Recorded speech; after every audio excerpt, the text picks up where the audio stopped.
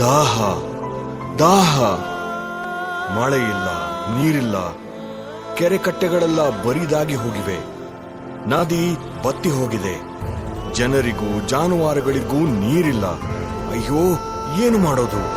ನೀರಿಲ್ಲದೆ ಹೇಗೆ ಬದುಕೋದು? ನಾವು ಹೇಗೆ ಈ ಭೂಮಿ ಮೇಲೆ ಇರೋದು?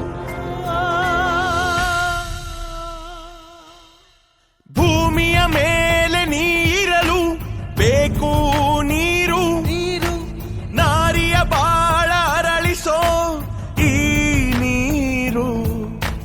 ನೀರು ನೀರು ನೀರು ನೀರು ನೀರು ನೀರು, ಕುಡಿಯಲಿಕ್ಕೆ ನೀರು, ಬಳಸಲಿಕ್ಕೆ ನೀರು, ಬೆಳೆಸಲಿಕ್ಕೆ ನೀರು, ಜೀವ ಉಳಿಸಲಿಕ್ಕೆ ನೀರು.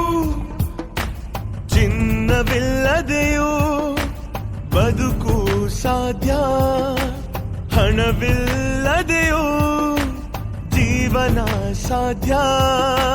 ನೀರಿಲ್ಲದೆ ಬದುಕು ಊಹಿಸಲು ಅಸಾಧ್ಯ. ನೀರಿಲ್ಲದೆ ಸಸ್ಯ ಸಂಕುಲ ನಾಶವಾಗುತ್ತೆ, ಜೀವರಾಶಿ ಅವನತಿಯ ಅಂಚಿಗೆ ಹೋಗಿಬಿಡುತ್ತೆ. ಮಳೆ ಎಷ್ಟೊಂದು ಅವಶ್ಯಕ. ಕಾಡು ನಾಶ ಮಾಡಿ ಕಾಂಕ್ರೀಟ್ ಕಾಡು ಬೆಳೆಸಿದ ನಾವು ಈಗ ಅದರ ಫಲಿತಾಂಶವನ್ನ ನೋಡಬೇಕಾಗುತ್ತೆ. ಇಲ್ಲ, ಈಗಲಾದರೂ ಎಚ್ಚೆತ್ತುಕೊಳ್ತೀವ?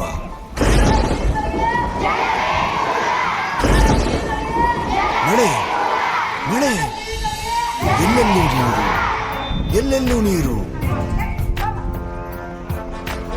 ಕಾಪಾಡಿರಿ ನೀರ, ಗೌರವಿಸಿರಿ ನೀರ, ಉಳಿಸಿರಿ ಜೀವ ಜಲವ, ಮಾಡಿರಿ ಮಿತ ವ್ಯಯವ, ತೊಲಗಿಸಿರಿ ಬರದ ಭಯವ.